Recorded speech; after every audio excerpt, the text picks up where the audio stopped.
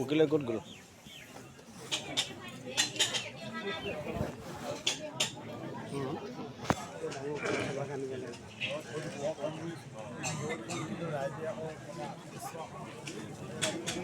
এখন চাইডত ইফালে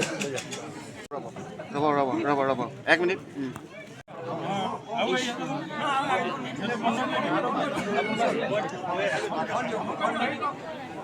দিবলগীয়া কোনোবা কোনোবা আছে যদি আমি লৈ আছোঁ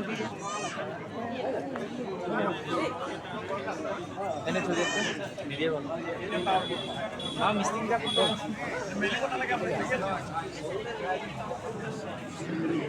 আপোনাৰ অনুষ্ঠান দিব নালাগে কৃষ্ণ পিছত কৰিব হ'ব অঁ বেয়া নাথাকে বহি লওক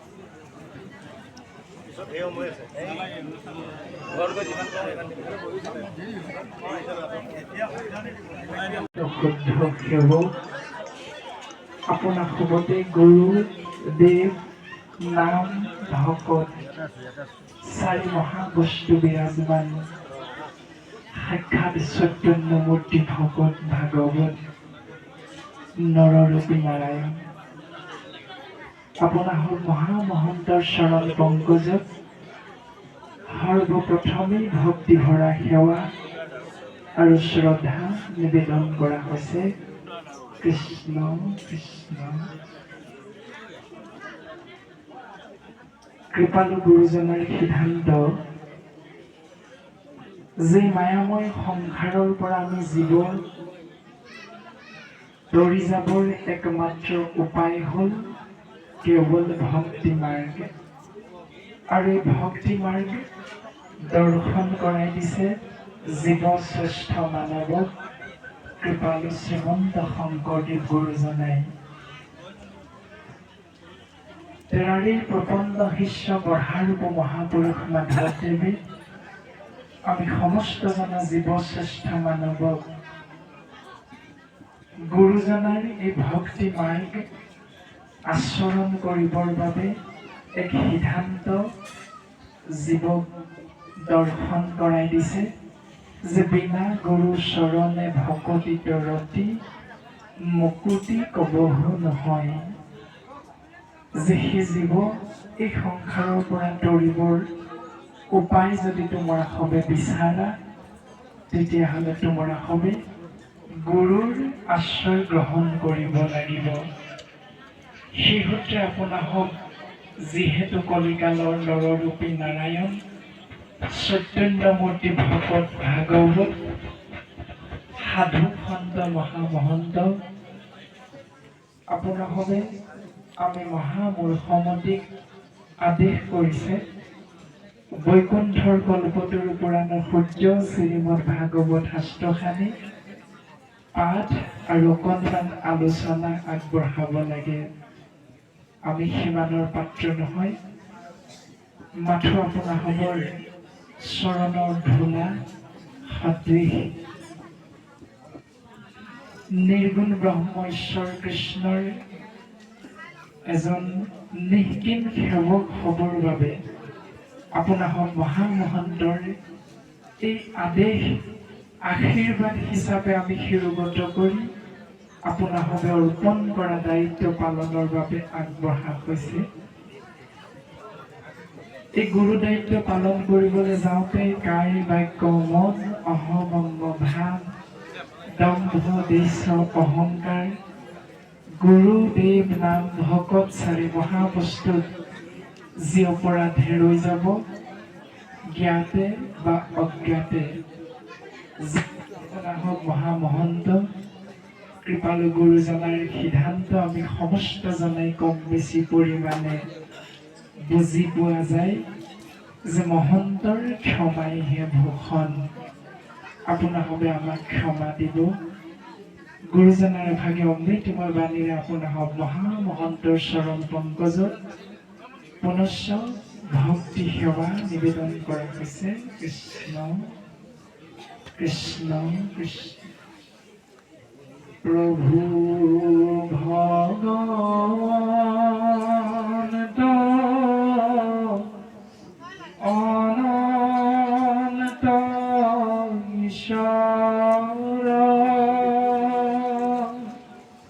প্ৰপন্ন জনতাৰ তুমি প্ৰিয়তম পৰম দেৱতা জানিয়া লৈলো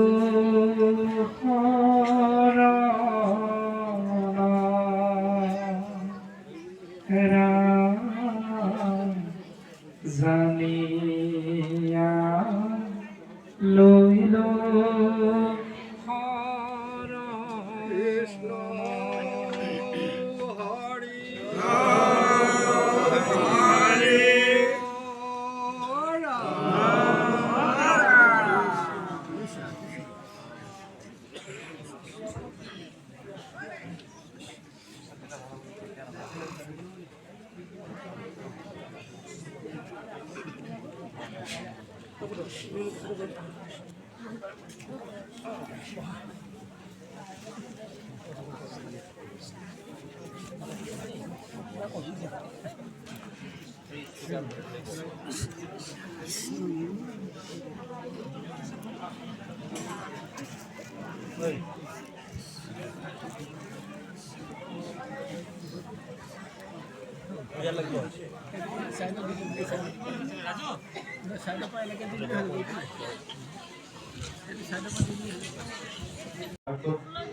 ঘটনাত নিউজত ব্যস্ত হৈ আছিলোঁ খবৰটো মই পাওঁ তথাপি মই এইটো হাজত যে আহিলোঁ তাৰ কাৰণে মই ক্ষমা বিচাৰিছোঁ আৰু এই অনুষ্ঠানটো খুব সুন্দৰকৈ হৈ যাওক তাৰ কামনা কৰিছোঁ ধন্যবাদ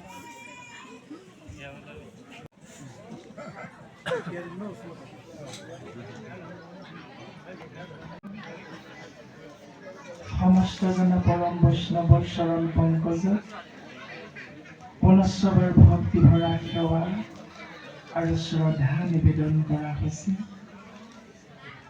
আমি মহামূৰ্খমতিৰ ওপৰত ন্যস্ত কৰা গুৰু দায়িত্ব পালনৰ বাবে আগবঢ়া হৈছে। কৃষ্ণ কৃষ্ণ কৃষ্ণ হৰি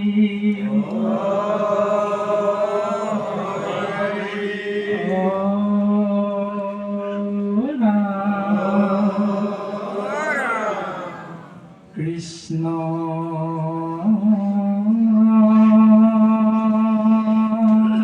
শংকৰ গুৰু হৰি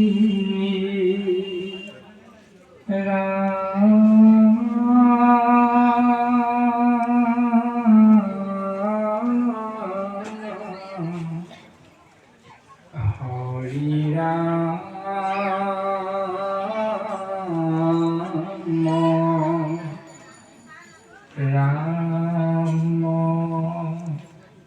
ৰাম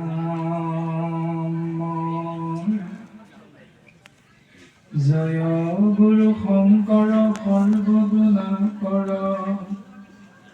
যাকে নাহি কেউ তোহাৰি চৰণ পুৰেণু শতকোটি বাৰেক কৰো প্ৰণাম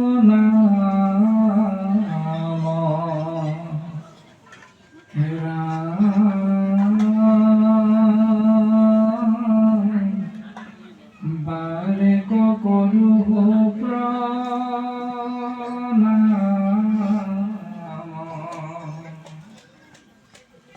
কৃষ্ণ জয় গুৰু শংকৰ মাধৱ ৰাম ৰাম।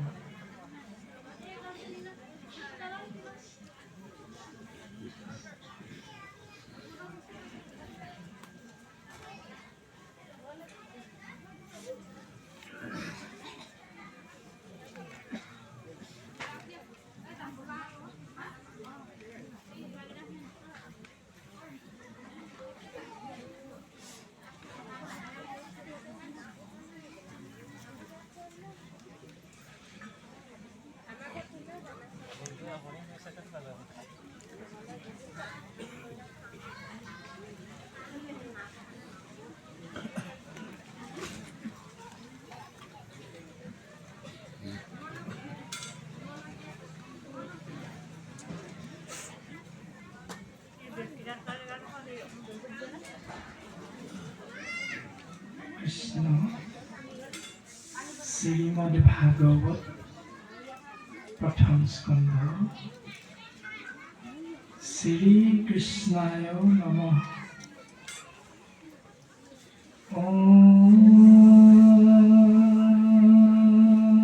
নমো ভগৱতে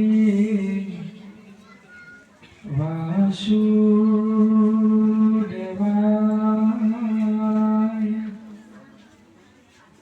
জন্মাদ্যস্য যতোऽহং ময়াদিতৰতঃ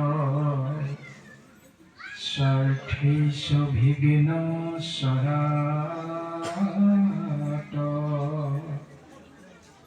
তেনে ব্ৰহ্ম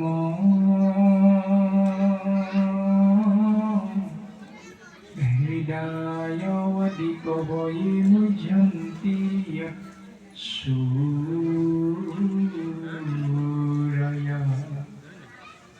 তেজোৱাৰিমিদং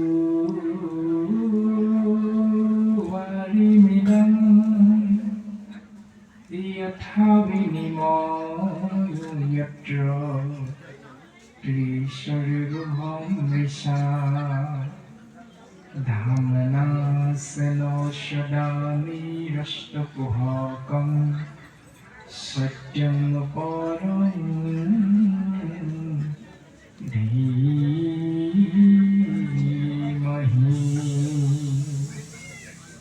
ধৰ্মঃ পূজিত কুইতভুৱত্ৰ পৰমো নিৰ্মতেশ্বৰাণং শতং। বেদ্যং বাস্তৱমত্ৰ বস্তু শিৱদং তপত্ৰমূলনম। শ্ৰীমদ্ভাগৱতে মহামুনিকৃতে কিংবা পুরুষেশ্বর সদ্য হৃদয়বরুদ্ধতে মাত্র কৃতির্ভিশুশুভীষ্টচ্ছনা নিগম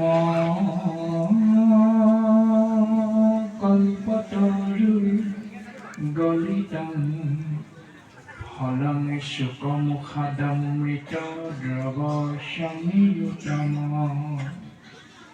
পিয়ত ভাগবতং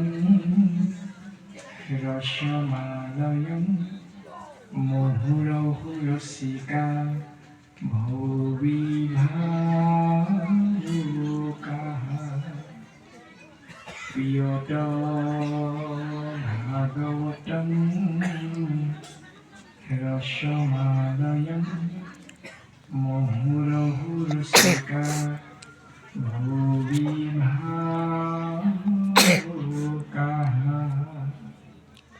হরি রাম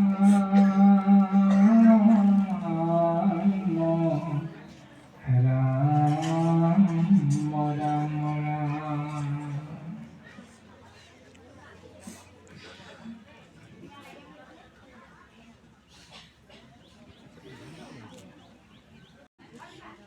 হে রাম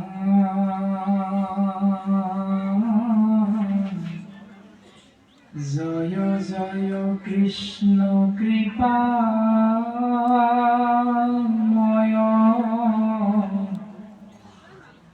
মহেশ্বর।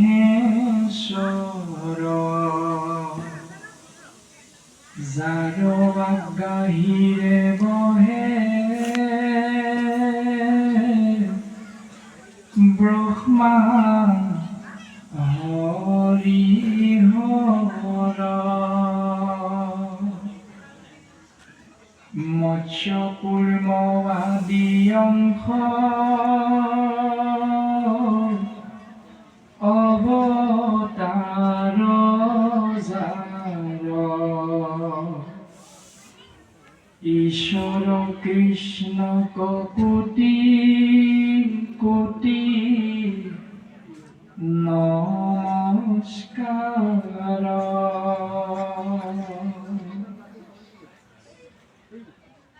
নমো নমো ধুমুৰ ৰিপু মহাহৰি অন্ত্যযুগোত্তমৱতী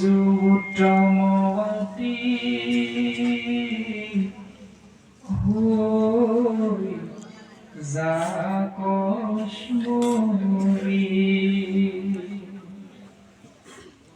সমস্তে জগত উদ্ধাৰক যাৰ নাম হেনয় কৃষ্ণক কৰো সহস্ৰ প্ৰণাম হে ৰাম প্ৰভু ভগৱন্ত ভকতৰ নৱনিধি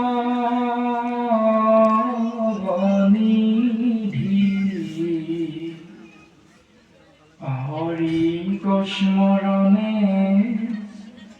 আৰম্ভৰ ভোগ সিদ্ধি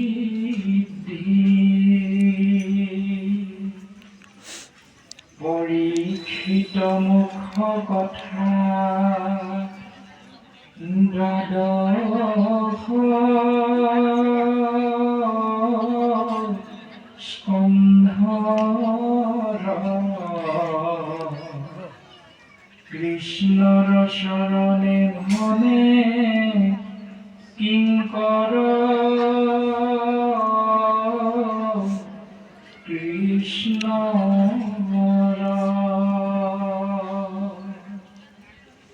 হে ৰাম প্ৰথম স্কন্ধৰ পৰা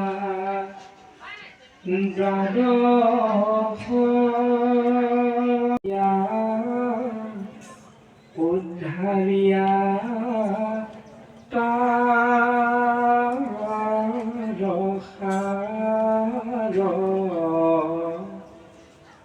শংকৰে ৰচিলা কৃষ্ণ চৰিত্ৰ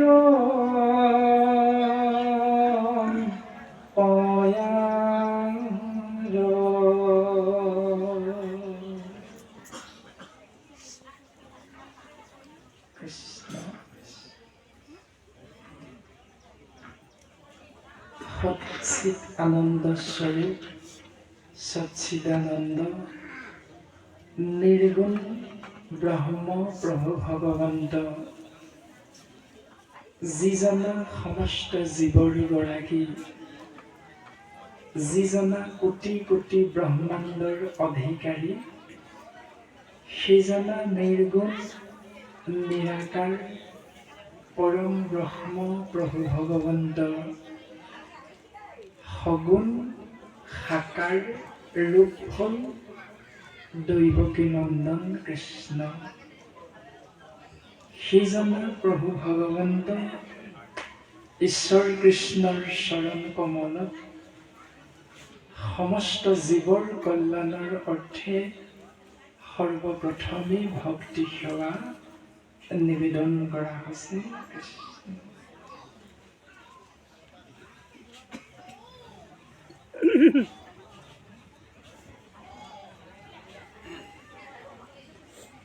বৰহাৰূপ মহাপুৰুষ মাধৱদেৱ যিজনাৰ কৃপাৰ বশত উৰণ বুৰণ গজন আৰু ভ্ৰমণ এই চাৰিমুঠি জীৱৰ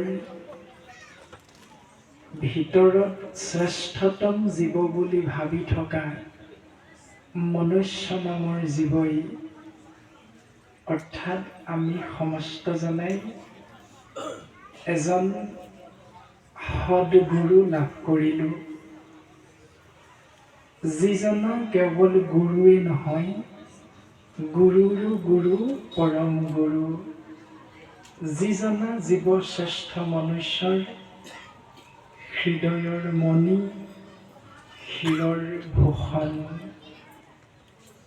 সেইজনা পৰম গুৰু হ'ল শ্ৰীমন্ত শংকৰদেৱ। সেইজনা পৰম গুৰুৰ কৰ কমলত ভক্তি সেৱা নিবেদন কৰা হৈছে। জয় গুৰু শংকৰ কৃষ্ণ। হে ৰাম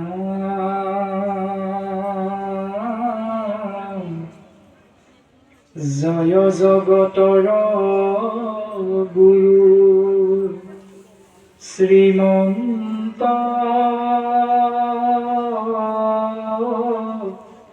শংকৰ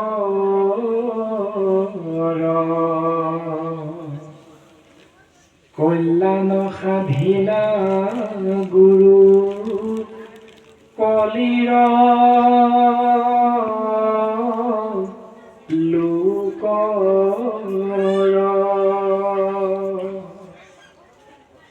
ধন্য ধন্য কলি কাল ধন্য নৰ দেহা ধন্য তব যুগ শ্ৰেষ্ঠ নাম ধৰ্ম বেহা।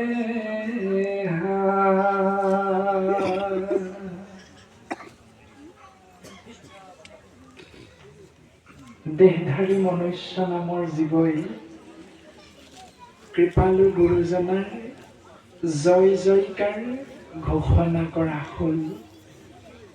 এই কাৰণে জয় জগতৰ গুৰু শ্ৰীমন্ত শংকৰ কল্যাণ সাধিলা গুৰু কলিৰ লোকৰ কলিযুগৰ জীৱ এই মায়াময় সংসাৰৰ পৰা কলিৰ কৰাল গ্ৰাসৰ পৰা জীৱ কেনেকৈ পৰিত্ৰাণ পাব পাৰি তাৰ সুন্দৰ নিদৰ্শন সিদ্ধান্ত কৃপালু গুৰুজনাই দৰ্শন কৰাই গ'ল। সেইকাৰণে আমি সমস্তজনা জীৱশ্ৰেষ্ঠ মানৱে কেৱল কৃপালু শ্ৰীমন্ত শংকৰদেৱ গুৰুজনাৰ জয় জয়কাৰ ঘোষণা কৰা হৈছে। এই কৃপা তেৰাই জীৱৰ ওপৰত কেনেধৰণে বৰীক্ষণ কৰিলে আমি সমস্তজনাই পদবন্ধে কম বেছি পৰিমাণে বুজি পোৱা যায়। ধন্য ধন্য কলিকাল ধন্য নৰদেহা। এই কলিযুগত নৰদেহা জীৱই লাভ কৰাৰ লগে লগে এই সংসাৰৰ পৰা পৰিত্ৰাণ পাব পৰা উপায় বিচৰা হ'ল জীৱই। বিচৰাৰ লগে লগে কৃপালু গুৰুজনাৰ কৃপা বৰীক্ষণ হ'ল। সমস্তজনাই বুজি পোৱা গ'ল যে ধন্য ধন্য কলিকাল ধন্য নৰদেহা ধন্য তব যুগশ্ৰেষ্ঠ নাম ধৰ্ম দেহা। সিদ্ধান্ত দিলে সেই জীৱ তোমৰাসৱে এক ইখ তত্বৰ চৰণ পংকজত নিজকে যেতিয়ালৈকে আশ্ৰয় কৰাব নোৱাৰিবা তেতিয়ালৈকে এই সংসাৰৰ পৰা পৰম গতি লাভ কৰিব নোৱাৰিবা। সেইকাৰণে গুৰুজনাৰ অপূৰ্ব সৃষ্টি অপূৰ্ব নিদৰ্শন জীৱক যেনেধৰণে দৰ্শন কৰাই গ'ল যে নাম ধৰ্ম জীৱই আশ্ৰয় কৰিব পাৰিলে এই সংসাৰৰ পৰা পৰম গতি লাভ কৰিব পাৰিব। সেই সূত্ৰে আমি সমস্তজনা জীৱশ্ৰেষ্ঠ মানৱে গুৰুজনাৰ আশীষ শিৰোগত কৰি সমস্তজনাই অপূৰ্ব সৃষ্টি গুৰুজনাৰ কীৰ্তন গ্ৰন্থৰ আধাৰত নিজকে আগবঢ়াই দিয়া হয়। ভকত বৈষ্ণৱ সাধু সন্ত মহন্তৰ সংগত পদ্ম মুখখন্তে শ্ৰৱণ কীৰ্তন মহাভক্তি লাভ কৰিবৰ বাবে আৰু কীৰ্তন ভক্তি পালন কৰা হয় পদ্ম মুখখন্তে।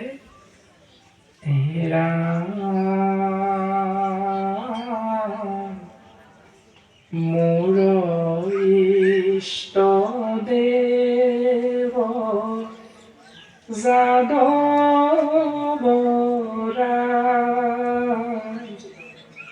সেৱা কৰিবাৰ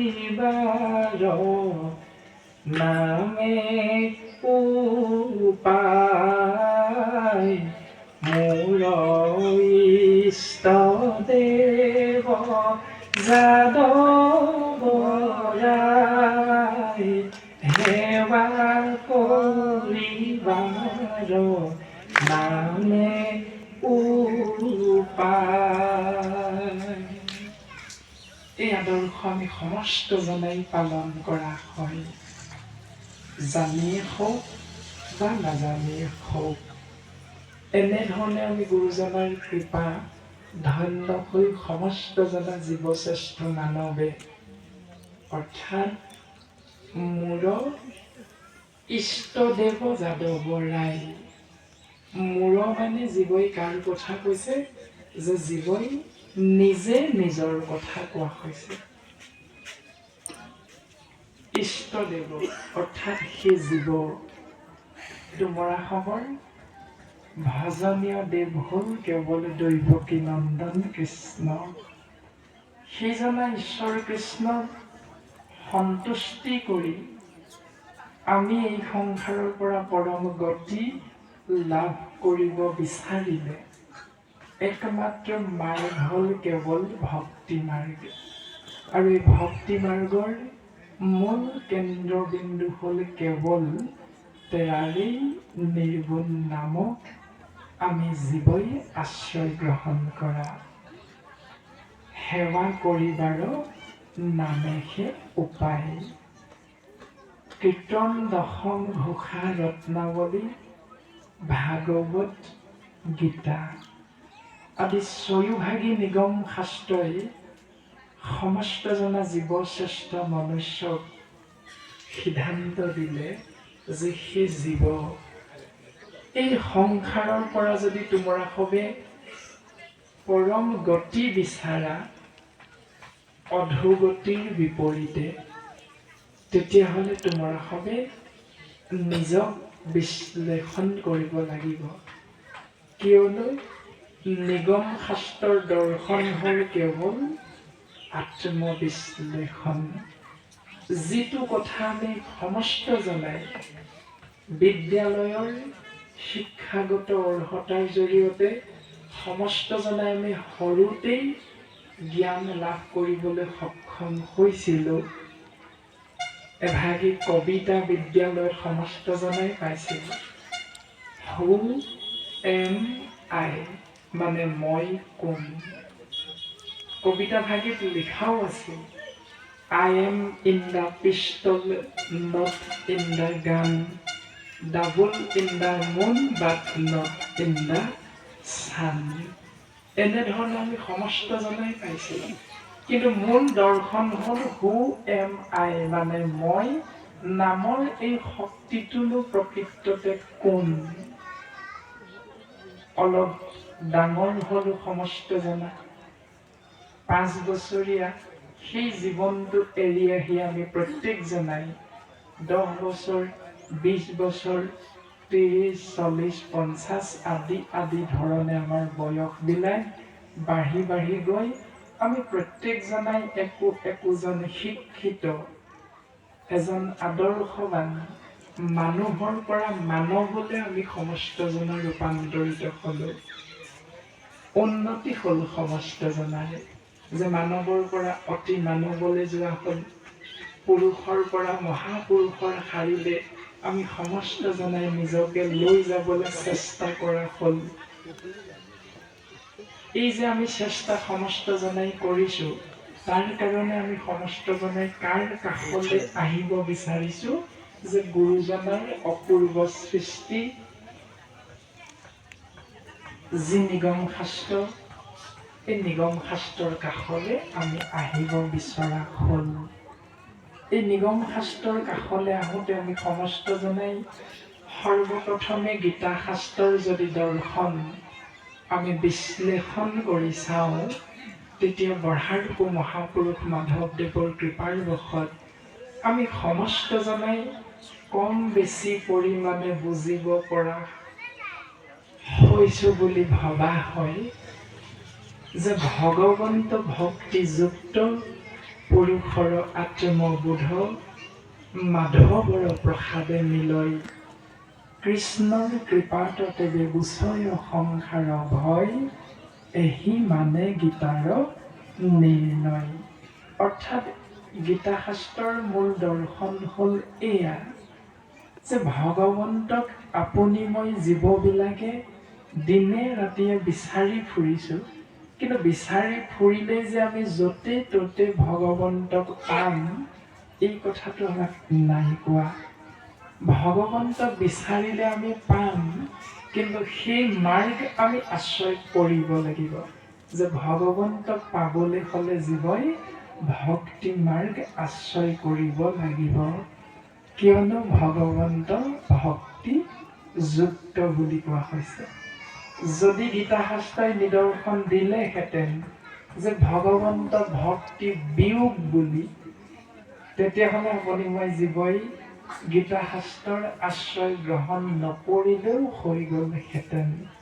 সেইকাৰণে গুৰুদুজনাই ইমান সুন্দৰভাৱে সমস্ত জীৱকে কৃপা কৰি গৈছে যে সেই জীৱ যদি অধোগতি বিচাৰা, জীৱই আত্মবিশ্লেষণ মানে নিজক বিশ্লেষণ কৰিব লাগিব, নিজক সুধিব লাগিব যে মই নামৰ এই শক্তিনো আছিল ক'ত, আহিলো ক'ৰ পৰা, এই সংসাৰৰ পৰা পুনশ্চ একোটি জীৱ ২৪ তত্ত্বৰে গঠিত এই মনুষ্য শৰীৰ ত্যাগ কৰি কোন স্থানলৈনো পুনৰ উভতি যায়। যদি শাস্ত্ৰই কোৱা মতে যি স্থানৰ পৰা আহিছোঁ জীৱ, সেই স্থানলৈ পুনৰ যাবৰ বাবে কি পথ জীৱই আঁকোৱালি ল'ব লাগিব, এই সমস্তখিনি কথা জীৱই নিজক বিশ্লেষণ কৰিব লাগিব। মাধৱৰ প্ৰসাদে মিলয়, মা মানে হ'ল লক্ষ্মী, ধৱ মানে হ'ল স্বামী। লক্ষ্মীপতি ঈশ্বৰ কৃষ্ণৰ অনন্ত কোটি নামৰ এক নাম হ'ল মাধৱ। প্ৰসাদ মানে কৃপা, সেইজনা মাধৱ ঈশ্বৰ কৃষ্ণৰ কৃপা জীৱই লাভ কৰিব পাৰিব। আৰু তেতিয়া কি হ'ব? কৃষ্ণৰ কৃপাত তেবে গুচয় সংসাৰ ভয়, এহি মানে গীতাৰ নিৰ্ণয়। তেতিয়া ভগৱন্তৰ কৃপা জীৱৰ ওপৰত বৰ্ষণ হ'ব, আৰু ভগৱন্তৰ কৃপা জীৱই লাভ কৰাৰ লগে লগে এই মায়াময় সংসাৰৰ পৰা মায়া ছেদ কৰি জীৱই পৰম গতি লাভ কৰিব পাৰিম বুলি গীতা শাস্ত্ৰই সিদ্ধান্ত দি গ'ল। এতিয়া সেই সিদ্ধান্তকে আমি জীৱশ্ৰেষ্ঠ মনুষ্যই শিৰোগত কৰিব লাগে, এয়াকে আমাৰ শাস্ত্ৰই বাৰে বাৰে সিদ্ধান্ত আৰোপ কৰিছে। গতিকে আমি সমস্তজনা পৰম বৈষ্ণৱৰ চৰণ পংকজত পুনশ্চবাৰ ভক্তি ভৰা সেৱা আৰু শ্ৰদ্ধা নিবেদন কৰা হৈছে। কৃষ্ণ।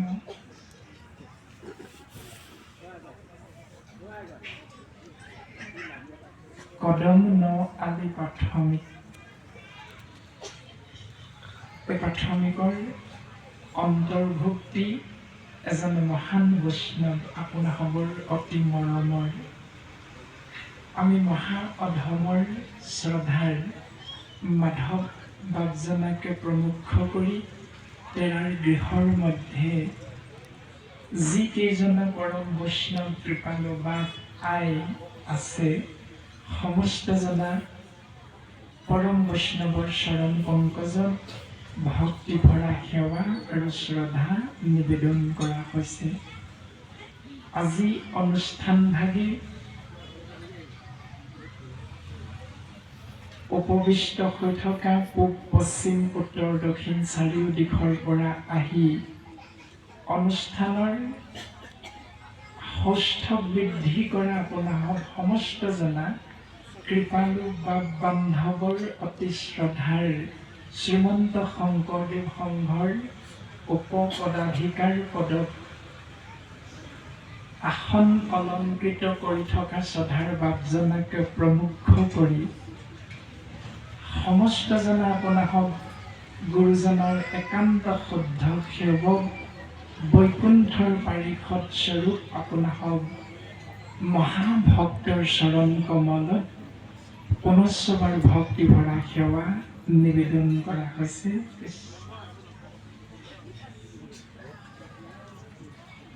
আমি মহামূৰ্খমতী আপোনাক মহামহন্ত শ্ৰীমন্ত শংকৰদেৱ সংঘ নামৰ এই মহান অনুষ্ঠানভাগী এজন নিষ্কিম সেৱক হ'বৰ বাবে আমি এই অনুষ্ঠানভাগীত নামভাগী অন্তৰ্ভুক্তি কৰি লোৱা বৰ বেছি দিনৰ নহয়, মাত্ৰ ১.৫ বছৰমান হৈছে।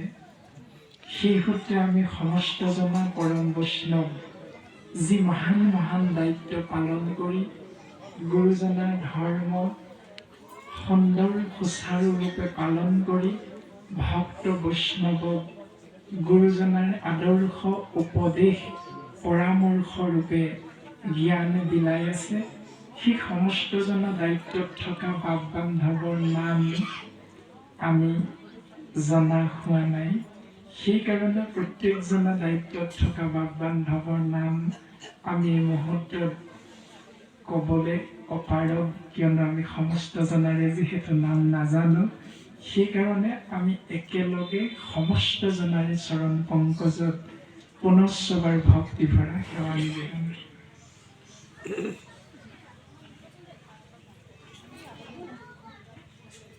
আমি যিহেতু মহামূৰ্খমতী, আপোনাসৱৰ আদেশ শিৰোগত কৰা হৈছে।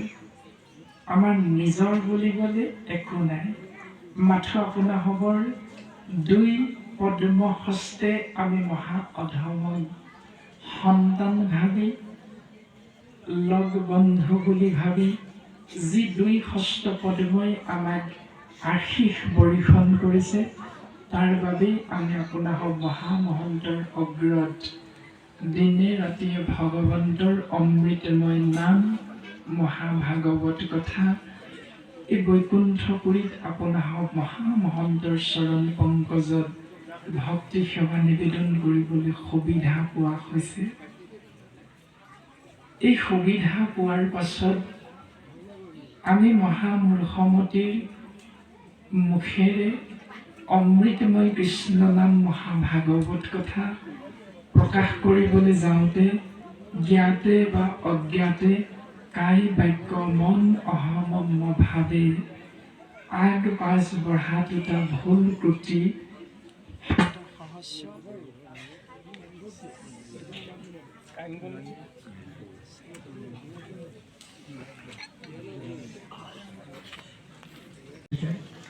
সেইকাৰণে আমি জীৱবিলাকে এই শৰীৰটোকে মই বুলি ভাবি অহংকাৰত যদি আমি গুৰু গোসাঁই নমনা হৈ কেৱল সমস্তজনা আমি জীৱৰ শ্ৰেষ্ঠ বুলি ভাবি নিকৃষ্ট কৰ্ম কৰোঁ, সেয়াই হ'ল শাস্ত্ৰসন্মত অপৰাধ বুলি কোৱা হৈছে। এতিয়া এই অপৰাধৰ পৰা আমি সমস্তজনা জীৱই পৰিত্ৰাণ পাবৰ বাবে আমি যি গৃহস্থী ধৰ্ম পালন কৰোঁতে 4 শব্দ ব্ৰহ্মৰ মাজত জীৱন অতিবাহিত কৰা যায়। এই 4 শব্দ ব্ৰহ্মৰ নাম হ'ল আন, মাৰ, কাট, খাওঁ। এই 4 শব্দ ব্ৰহ্মৰ মাজতে আমাৰ জীৱন অতিবাহিত হৈ আছে। যেই মুহূৰ্ততে আপুনি মই জীৱবিলাকে গুৰুৰ আশ্ৰয় গ্ৰহণ কৰা হ'ল, ভকতৰ সংগলৈ আমি যেতিয়াই যোৱা হ'লো, তেতিয়াই আমি সেই আন, মাৰ, কাট, খাওঁ এই 4 শব্দ ব্ৰহ্মক অকণমান আমি এটা শুদ্ধ ৰূপ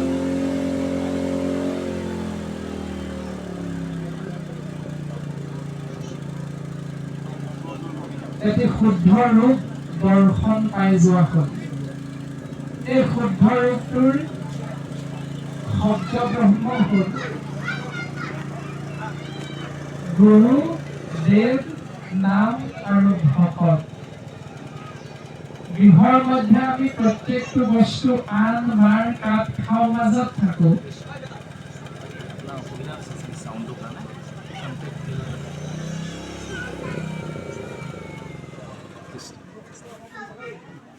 Guys, যদি ভিডিওটো ভাল পালে লাইক এণ্ড সাবস্ক্রাইব কৰি দিব। Bye bye. নাম কৃষ্ণ কৃষ্ণ।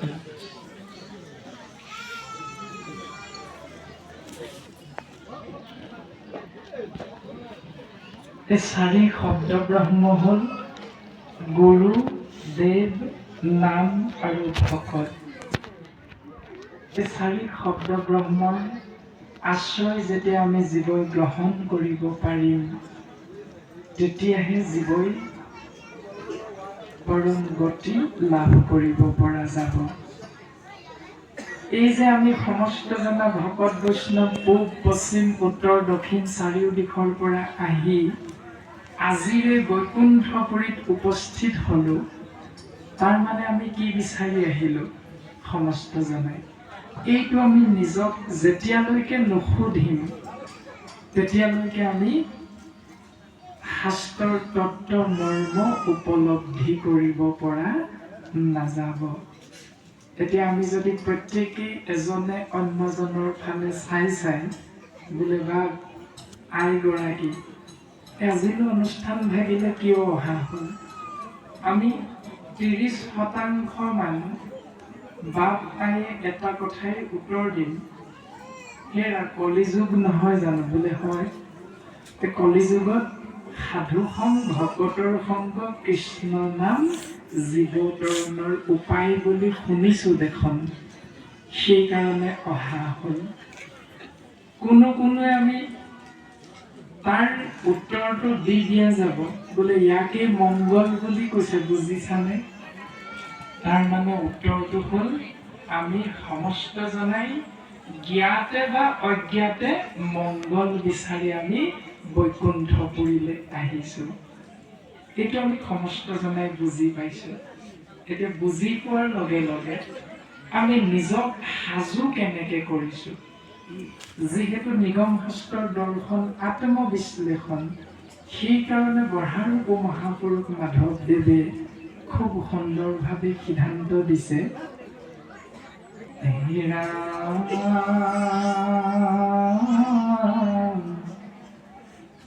হৰি কীৰ্তনৰ সময় বেলাত থাকে আন কথা পাতি,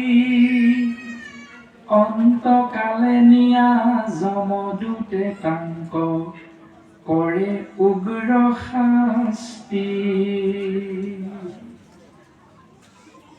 সেউকী বাপ আইসকলৰ সিদ্ধান্ত মৰ্মে আজি অনুষ্ঠান ভাগিত অমৃতময় কৃষ্ণ নাম মহাভাগৱত কথা শ্ৰৱণ কীৰ্তন মহাভক্তি প্ৰকাশমান হৈ আছে।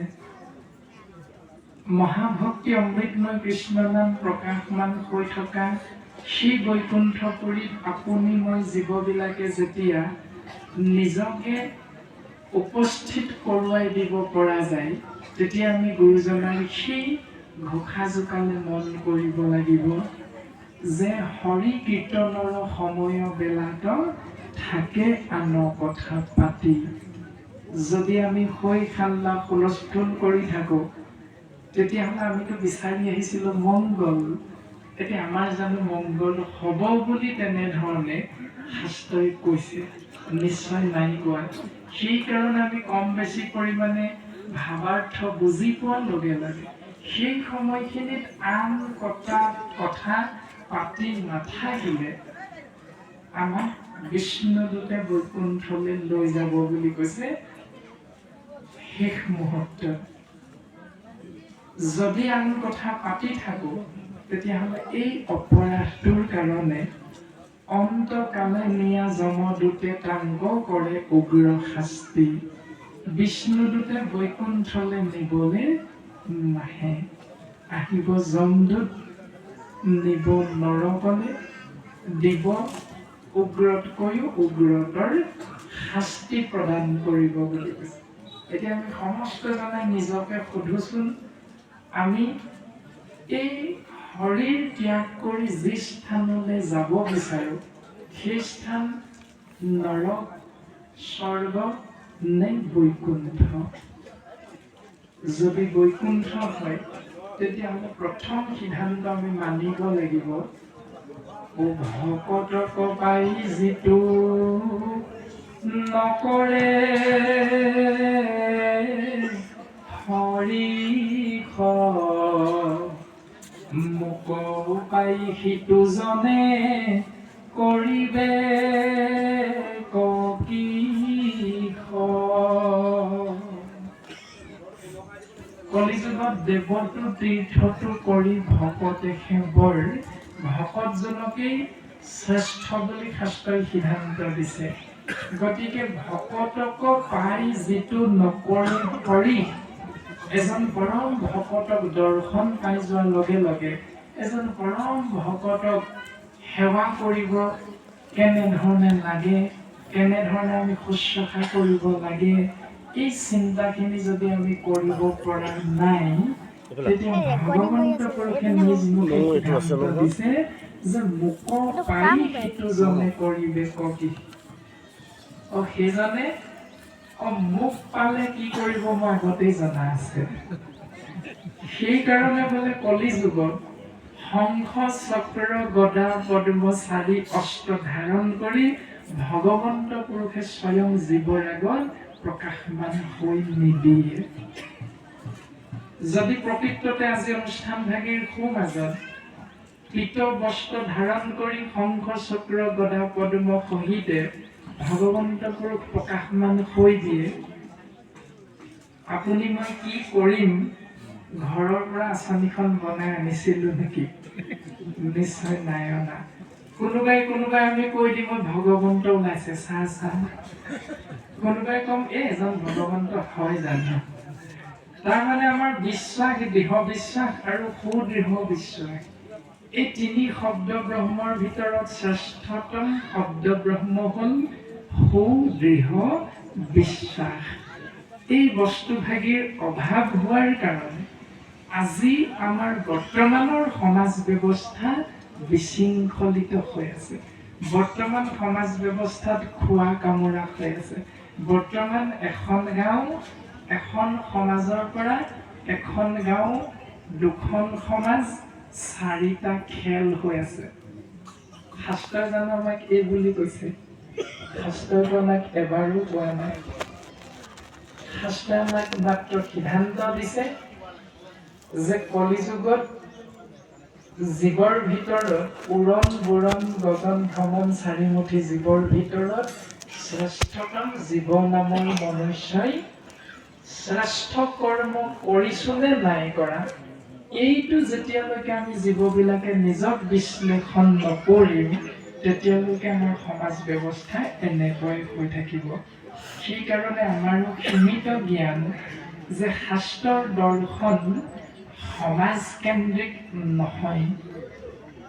শাস্ত্ৰৰ দৰ্শন হ'ল জীৱক পৰম আত্মাৰ কাষলৈ যাব পৰা মাৰ্গ দৰ্শন কৰাই দিয়া। তাৰ কাৰণে সমাজ নামৰ বিদ্যালয় বা পঢ়াশালীবিলাক সৃষ্টি কৰি ললো। জীৱৰ শ্ৰেষ্ঠ বুলি থকা মনুষ্য নামৰ জীৱই আমি নিজেহে সৃষ্টি কৰি লৈছো। তাৰ ভিতৰত ১ নম্বৰ সমাজ ভাগৰ নাম হ'ল শ্ৰীমন্ত শংকৰদেৱ সংঘ। ২ নম্বৰ সমাজভাগীৰ নাম হ'ল মহাপুৰুষীয়া সত্ৰ সমাজ। ৩ নম্বৰতে হ'ল ভাগৱতী সমাজ।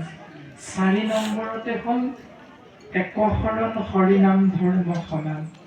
৫ নম্বৰতে হ'ল অনাসংগী সমাজ।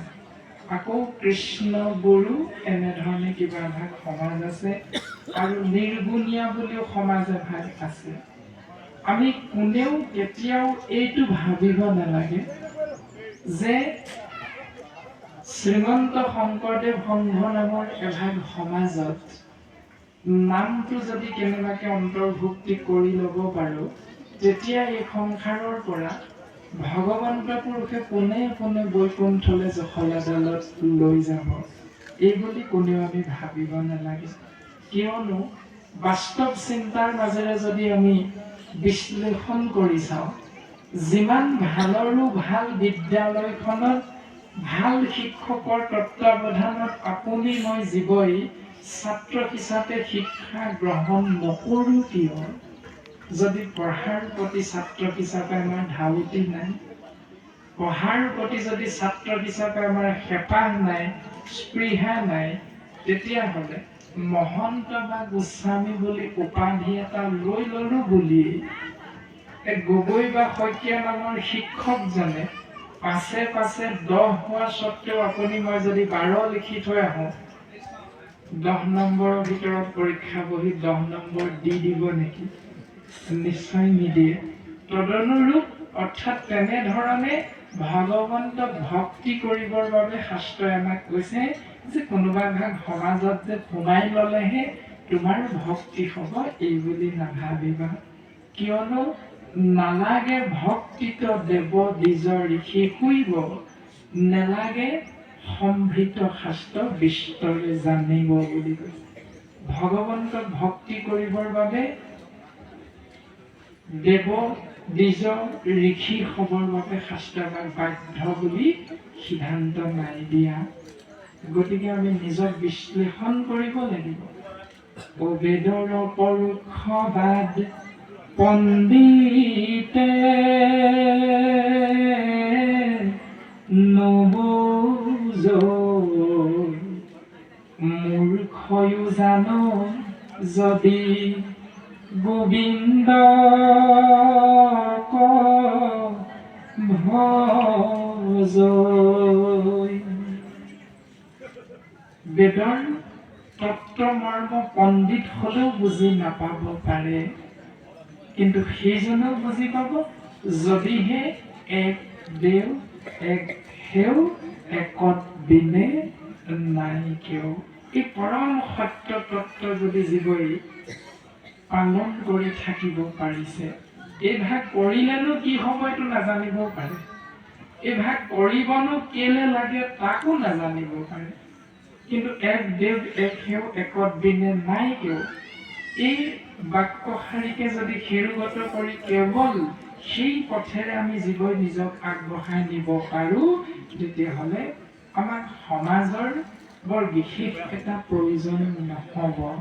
এইটো অৰ্থাৎ ভক্তি কৰিবৰ বাবে আমি সমস্ত জনা পৰম বৈষ্ণৱৰ চৰণ পংকজত পুনশ্চবাৰ এইকাৰণে সেৱা নিবেদন কৰা হৈছে যে আমি মূঢ়মতি, আপোনাৰ সবে জানেই এই অমৃতময় কৃষ্ণ নামৰ সাগৰ, মহাসাগৰ, মহাভাগৱত শাস্ত্ৰৰ কাষলৈ যাবৰ বাবে আমি মাত্ৰ চেষ্টাহে কৰা হৈছে। আপোনাসক সমস্ত জনা সৰ্বজানন্তা, গতিকে আপোনাসবে আমাক অমৃতময় কৃষ্ণ নাম প্ৰকাশ কৰি থাকোঁতে জ্ঞাতে বা অজ্ঞাতে যি ভুল ত্ৰুটি ৰৈ যাব, আপোনাসবে আঙুলিয়াই দিলে আমি নথৈ আনন্দিত হ'ম। কিয়নো জ্যোতিৰ্ময় নামৰ যি চেনেল আপোনাসক মহামহন্তই দৰ্শন আৰু শ্ৰৱণ কৰি আছে, আজিৰ অনুষ্ঠান ভাগিৰো অমৃতময় কৃষ্ণ নাম ভাগৱত কথা এসপ্তাহ বা 10 দিনৰ পাছত এই জ্যোতিৰ্ময় নামৰ চেনেল ভাগিতে পুনৰ প্ৰকাশ কৰা হ'ব, প্ৰচাৰ কৰা হ'ব। গতিকে আজি কৈ যোৱা ভুল কথাখিনি আপোনাসক পৰম বৈষ্ণৱসকলেহে শুনিব, কিন্তু এই ভুল কথাখিনি এই জ্যোতিৰ্ময় নামৰ চেনেলৰ জৰিয়তে পৃথিৱীৰ বিভিন্ন প্ৰান্তে প্ৰান্তে কোণে কোণে থকা জীৱশ্ৰেষ্ঠ মনুষ্যই কিন্তু দৰ্শন কৰিব। যদি কথাখিনি কেনেবাকৈ ক'ৰবাত ভুল হৈ যায়, তেতিয়াহ'লে তাৰ কাৰণে বোলে সভাত থাকি নকয় উচিত, দুখে পাই কিঞ্চিত কিঞ্চিত। গতিকে আপোনাসকৰ চৰণ পংকজত সেৱা নিবেদন কৰা হৈছে। এটি ভুল সিদ্ধান্তৰ কাৰণে 50 বছৰৰ পাছত হ'লেও এই জ্যোতিৰ্ময় চেনেলৰ বিষয়বস্তু ইতিহাস ৰূপে থাকি যাব। গতিকে 50 বছৰৰ পাছত আপুনি মই আজি 50 বছৰীয়া হৈ গুৰুজনাৰ ধৰ্ম ধ্বজা ধাৰণ কৰিছোঁ, কিন্তু 50 বছৰৰ পাছত আজিৰ আপোনাৰ মোৰ 5 বছৰীয়া নাতি আৰু সন্তানে আজিৰ পৰা 50 বছৰ পাছত আপুনি মই ধৰি থকা গুৰুজনাৰ ধৰ্ম ধ্বজা কিন্তু ধাৰণ কৰিব। গতিকে তেতিয়া জ্যোতিৰ্ময় নামৰ চেনেলৰ আশ্ৰয় হয়তো তেওঁ সমস্তই অজ্ঞানবশত হ'লেও গ্ৰহণ কৰিব পাৰে। গতিকে ভুল সিদ্ধান্ত প্ৰকাশ কৰি যোৱাৰ লগে লগে 50 বছৰৰ পাছত যিখন সমাজ গঠন হ'ব, সেই সমাজখন কিন্তু ভুল পথেৰে আগবাঢ়ি যাব। সেইকাৰণে এই দায়িত্বভাগে আমি মহান অধমৰ ওপৰত আপোনাসবে ন্যস্ত কৰিছে যদিও আপোনাসবে কিন্তু ইয়াত সহায়ৰ হাত আগবঢ়াব লাগিব। কিয়নো আপোনাসক সমস্ত জনা যিহেতু সৰ্বজানন্তা পুনশ্চ সেৱা নিবেদন কৰা। মংগলাচৰণ মানে মংগল যুগ আচৰণ। আমি মংগল বিচাৰি আহিছো সমস্তজনে, গতিকে মংগল বিচাৰোতে আচৰণ তেনেধৰণে কৰিব লাগিব যেনেধৰণে শাস্ত্ৰই আমাক নিৰ্দেশ দিছে।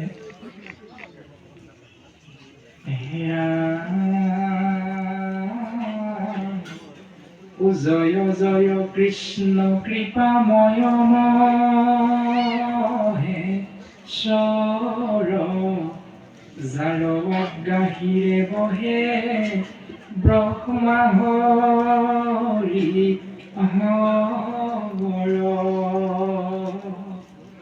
তাৰমানে প্ৰথম জোকা ঘোষাই প্ৰথম জোকা শ্লোকে আমাক সিদ্ধান্ত দিলে যে ঈশ্বৰ বিভিন্নজন নহয়, ঈশ্বৰ বোলা শক্তি কেৱল এক বুলি কোৱা হৈছে। যিজনাৰ নাম ব্ৰহ্ম হ'ল কৃষ্ণ, চিনাকি কৰি দিলে। কৃষ সেন শব্দ ইটো পৃথিৱী বাচক ভৈল, ন আনন্দক প্ৰৱৰ্তই, দুইৰো এক পদ ভৈলে, পৰম ব্ৰহ্ম ৰূপ কৃষ্ণ, নাম আনন্দক মাত্ৰ কয়। কৃষ মানে হ'ল পৃথিৱী বা সৰ্বোত্তম, ন মানে হ'ল আনন্দ। যি শব্দ ব্ৰহ্ম জীৱই পদ্ম মুখখনতে উচ্চাৰণ কৰাৰ লগে লগে এই শৰীৰ তত্ত্বৰ পৰা সমস্ত দুখ আঁতৰি হৈ কেৱল পৃথিৱীৰ সমস্ত সুখ আমি জীৱই অনুভৱ কৰিব পাৰি। সেই শব্দ ব্ৰহ্মই হ'ল কৃষ্ণ বুলি কোৱা হৈছে। সেই শব্দ ব্ৰহ্ম ইক্ষতত্ত্বক কেনেকুৱা বুলি কোৱা হৈছে? কৃপাময় কৃপাৰ সাগৰ, দয়াময় দয়াৰ সাগৰ, কৰুণাময় কৰুণা সাগৰ আৰু মহেশ্বৰ বুলি কোৱা হৈছে। সন্ধি ভাঙিলে আমি পোৱা যায় মহাযোগ ঈশ্বৰ সমান মহেশ্বৰ। বিদ্যালয়ত আমি ব্যাকৰণ নামৰ গ্ৰন্থত সমস্তজনাই পাইছিলোঁ যে সন্ধি পাতা আৰু ভাঙা, তেতিয়া সন্ধি ভাঙি দিয়া হ'ল মহাযোগ ঈশ্বৰে। কিন্তু মহেশ্বৰ যে হ'ল, মহীশ্বৰ বা মহাশ্বৰনো কিয় নহ'ল? ব্যাকৰণৰ সূত্ৰ মতে আমি বুজি পাইছিলোঁ আ যোগ দীৰ্ঘই সমান এ। এতিয়া ইয়াত মহা প্ৰথম শব্দ ব্ৰহ্ম, অন্তাক্ষৰ মানে শেষৰ বৰ্ণটো হ'ল আ, মহা। যোগ ঈশ্বৰ, দ্বিতীয় শব্দ ব্ৰহ্ম পালো ঈশ্বৰ। আদ্যাক্ষৰ মানে প্ৰথম বৰ্ণটো হ'ল দীৰ্ঘই। এতিয়া সূত্ৰ মতে পৰি গ'ল যে আ যোগ দীৰ্ঘই সমান এ বুলি কোৱা হৈছে। সেইকাৰণে মহাযোগ ঈশ্বৰ সমান মহীশ্বৰ নহয় মহেশ্বৰ হৈছে। আৰু সেইজনা মহান ঈশ্বৰ, যাৰাতকৈ শ্ৰেষ্ঠতম ঈশ্বৰ দ্বিতীয় জনা নাই। কৃষ্ণ এক দেৱ দুখহাৰী, কাল মায়াদিৰো অধিকাৰী, কৃষ্ণ বিনে শ্ৰেষ্ঠ দেৱ নাহি নাহি আৰ। অন্য এজন শ্ৰেষ্ঠ দেৱ আৰু নাই বুলি কোৱা হৈছে কৃষ্ণ বিনে। গতিকে সেইজন কৃষ্ণ আকৌ নিৰ্গুণ নিৰাকাৰ বুলি কোৱা হৈছে, যাক আপুনি মই এই 24 তত্ত্বৰে গঠিত শৰীৰৰ এই চৰ্ম চক্ষু দুজুৰিয়ে কিন্তু দেখা পোৱা নাযায়। সেইকাৰণে কৃপালু গুৰুজনাই কৃপা কৰি আমাক সিদ্ধান্ত দি গ'ল যে সগুণ সাকাৰ ৰূপ হ'ল দৈৱকী নন্দন কৃষ্ণ বুলি কোৱা হৈছে। এতিয়া নিৰ্গুণ নিৰাকাৰ ঈশ্বৰ তত্ত্ব কৃষ্ণদেৱে অকলশৰে থাকি থাকি চিন্তা কৰিছে দেখোন সৃষ্টিৰ শোভা বৰ্ধন হোৱা নাই, কিবা এটা কৰিব লাগিব। এই বুলি চিন্তা কৰি সৰ্বপ্ৰথমে তেৰাই মায়া তত্ত্ব সৃষ্টি কৰিলে, যাক আপুনি মই জীৱবিলাকে বৰ্তমান সময়ত দুৰ্গা, কালী, ভদ্ৰা, যোগমায়া, মহামায়া বা প্ৰকৃতি এই নামসমূহেও চিনাকি পোৱা যায়, যাক মায়া বুলি কোৱা হৈছে। আৰু মায়া তত্ত্ব সৃষ্টি কৰাৰ পাছত তেৰাই সত, ৰজ, তম তিনি গুণ সৃষ্টি কৰি লয়। আৰু এই তিনি গুণৰ সৃষ্টিৰ লগে লগে তেৰাই সেই তিনি গুণত নিজে গৈ নিহিত হৈ দিলে, অৰ্থাৎ সোমাই দিলে। সোমাই দি তেওঁ তিনি দেহ ধাৰণ কৰিলে। সৃষ্টিৰ কাৰণে ব্ৰহ্মা ৰূপ ধাৰণ কৰিছে, পালনৰ অৰ্থে বিষ্ণু ৰূপ ধাৰণ কৰিছে, আৰু সংহাৰ ৰূপে তেৰাই ৰুদ্ৰ ৰূপ ধাৰণ কৰিছে। পাৰ্থক্য মাথো এয়াই যে এই তিনিজন কিন্তু পৃথক পৃথক নহয়।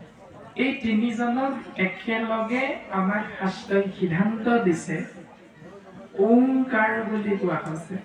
এই তিনি মূল হ'ল কেৱল এক বুলি কোৱা হৈছে। এতিয়া আমাৰ বৰ্তমান সময়ৰ সমাজ ব্যৱস্থাৰ মনুষ্যৰ চিন্তাধাৰাত খেলি মেলি এটা এইখিনিতে আছে, বৰ বেছি খেলি মেলি নাই। তিনিজনকে পৃথক পৃথক বুলি ভাবি পৃথকে পৃথকে সন্তুষ্ট কৰিবলৈ পূজা সেৱা কৰা নিয়ম এটা বৰ্তমান সমাজত চলি আছে। আৰু শ্ৰীমন্ত শংকৰদেৱ সংঘৰ বা সমাজৰ ভকত বৈষ্ণৱৰ মাজত কেৱল এক ইশ তত্ত্বৰ জৰিয়তেহে সেই বিভিন্ন দেৱ দেৱতাৰ স্থানলৈ সেই বিষয়টো পঠুৱাই দিয়া যি শাস্ত্ৰসন্মত নিয়ম, এই নিয়মটো মানি থকা হয়। পাৰ্থক্য মাথো ইমানেই যে ইশ তত্ত্ব এক, তেওঁ জীৱৰ কল্যাণৰ অৰ্থে তেনেধৰণে তিনি ভাগত বিভক্ত হৈ আছে।